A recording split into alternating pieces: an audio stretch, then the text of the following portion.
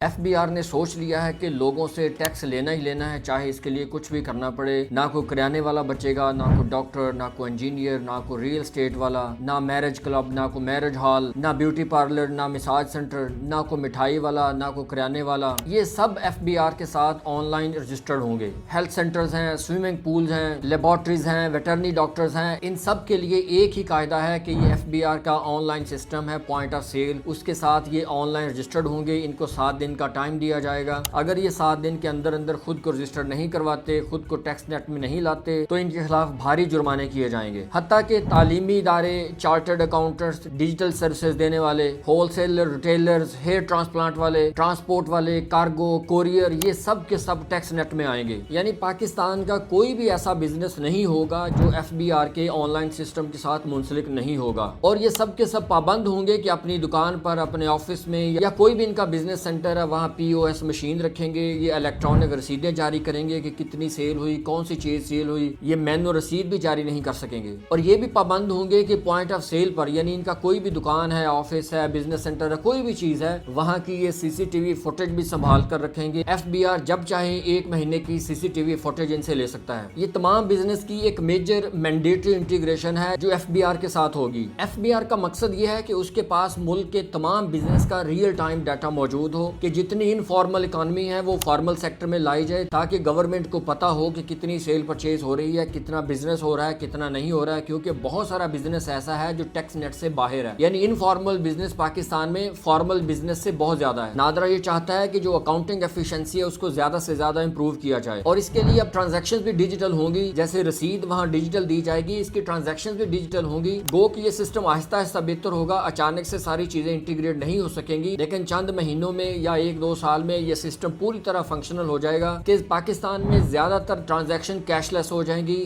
ہر transaction digital ہوگی۔ آپ اپنے موبائل سے ہی کریں گے، چاہے جو بھی والیٹ یوز کریں، آپ کو وہ ڈیجیٹلی ہی کرنا پڑے گا۔ اور ہو سکتا ہے کہ نادرا اپنا ہی ای سہولت سسٹم اس کے لیے انٹیگریٹ کر دے، تاکہ جتنی بھی پیمنٹس آئیں وہ ساری کی ساری نادرا کی اپنی اپلیکیشنز کے تھرو آئیں۔ اب اس میں کوئی اپنی ویب سائٹ بناتا ہے، کوئی اپنی اپلیکیشن بناتا ہے، آلریڈی اگر کسی نے بنائی ہوئی ہیں تو وہ بھی اس کے ساتھ رجسٹرڈ ہو جائیں گی، تاکہ ملکی اکاؤنٹس میں کسی بھی قسم کا کوئی شبہ نہ رہے، ریئل ٹائم ڈیٹا ڈیولپ ہو جائے اور پاکستان اپنی اکانومی کو صحیح طریقے سے مانیٹر کر سکے۔ اب جیسے اس کا پراپر نوٹیفیکیشن ہو جاتا ہے، صرف 7 دن کا ٹائم دیا جائے گا، اس کے بعد سب کو یہ رجسٹر کرنا لازمی ہے۔ اس لیے چاہے کوئی بھی بزنس کرنے والا ہے، کسی کا چھوٹا بزنس ہے، کسی کا بڑا ہے، کوئی گھر میں کرتا ہے، کوئی دکان میں کرتا ہے، کوئی فیکٹری ہے، کوئی آؤٹ لیٹ ہے، کوئی آن لائن سسٹم ہے، وہ سب کے سب تیاری کر لیں، اپنا ڈیٹا مینٹین کر لیں، ریکارڈ پراپر رکھ لیں، تاکہ جب بھی رجسٹریشن سٹارٹ ہو وہ فوری اپنی ساتھ کر لیں، تاکہ کسی بھی قسم کا پرابلم نہ آئے۔ اب یہ سسٹم کتنا افیکٹو ہوتا ہے، کیسے پرفارم کرتا ہے، کتنا پرفارم کرتا ہے، لوگوں کا اس میں ریسپانس کیا ہوتا ہے، گورنمنٹ کیسے ٹیکل کرتی ہے، یہ تو آنے والے دنوں میں پتہ چلے گا، لیکن یہ سسٹم آئے گا ضرور۔ چند دن میں، چند ہفتوں میں یہ پراپر انسٹال ہو جائے گا